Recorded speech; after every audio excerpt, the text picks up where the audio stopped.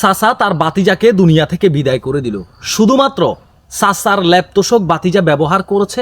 এই কারণে চাচা জালাল মিয়া বাড়িতে থাকেন না, তার বাড়িতে থাকা ল্যাপটপ চাচা বাড়িতে না থাকার কারণে ভাতিজা ব্যবহার করেছেন। এই বিষয়টি চাচা জানতে পারে বাড়িতে আসার পরবর্তীতে, জানার পরবর্তীতে ক্ষিপ্ত হয়ে বাতিজাকে শুধুমাত্র ল্যাপটপ ব্যবহার করার কারণে দুনিয়া থেকে বিদায় করে দেয়। দর্শক শ্রোতা, এই চাঞ্চল্যকর ঘটনাটি ঘটে যায় চট্টগ্রামে। পুরো ঘটনার বর্ণনাটি শুনলে জাস্ট অবাক হবেন, কোনো মন্তব্য করার ভাষা হারিয়ে ফেলবেন আপনারা, যে একজন মানুষ শুধুমাত্র তোষক ব্যবহার করার জন্য একজন মানুষকে দুনিয়া থেকে বিদায় করে দিতে পারে, তাও চাচা হয়ে বাতিজাকে।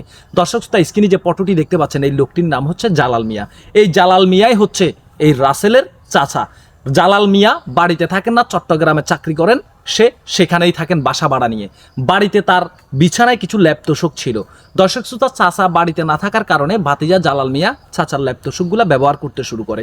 ভাতিজা রাসেল মিয়া সে সিএনজি অটো রিক্সা চালায় এবং কি জীবিকা নির্বাহ করে। তার সংসারে স্ত্রী আছে এবং 2টি সন্তান আছে। টাকার অভাবে ল্যাপটপ কিনতে পারে না, তাই চাচা বাড়িতে না থাকার কারণে চিন্তা করলো চাচা যখন বাড়িতে নেই, চাচার ল্যাপটপগুলা আমি ব্যবহার করি। চাচার রুম থেকে ল্যাপটপগুলা নিয়ে বাতিজা রাসেল মিয়া তার ঘরে নিয়ে ব্যবহার করতে শুরু করে।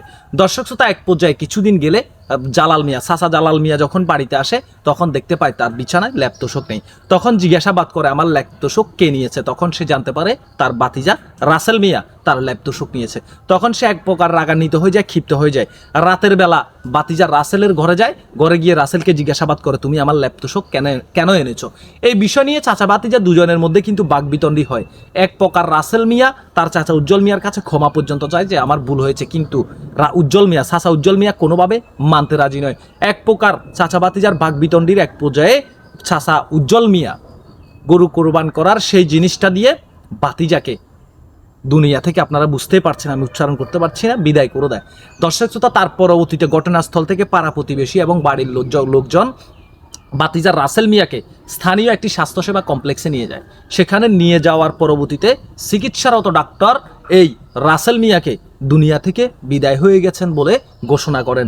দর্শক শ্রোতা, তার পরবর্তীতে এই রাসেল মিয়াকে বাড়িতে নিয়ে আসেন এবং রাসেল মিয়ার পরিবার বাদী হয়ে থানায় একটি মামলা দায়ের করেন। এই রাসেল মিয়ার একটি 4 মাসের ফুটফুটে বাচ্চা সন্তান আছে, আর একটি সন্তানের বয়স 3 থেকে 4 বছর।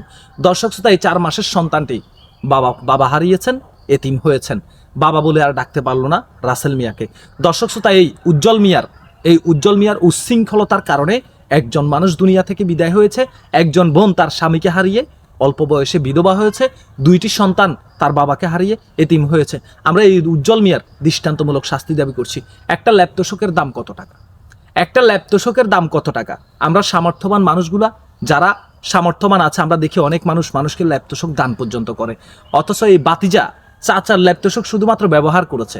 চাচা চাইলেই সেই ল্যাপটপগুলো বাতিজা দিয়ে দিচ্ছে, কিন্তু চাচা মানতে রাজি নয়। কেন নিয়েছে সেটার জন্য হয়তো বা পারলে বাতিজাকে 2-1টা থাপ্পড় দিতে পারতো, কিন্তু তা না করে সরাসরি রিয়াকশানে গিয়ে বাতিজাকে দুনিয়া থেকে বিদায় করে দিয়েছে।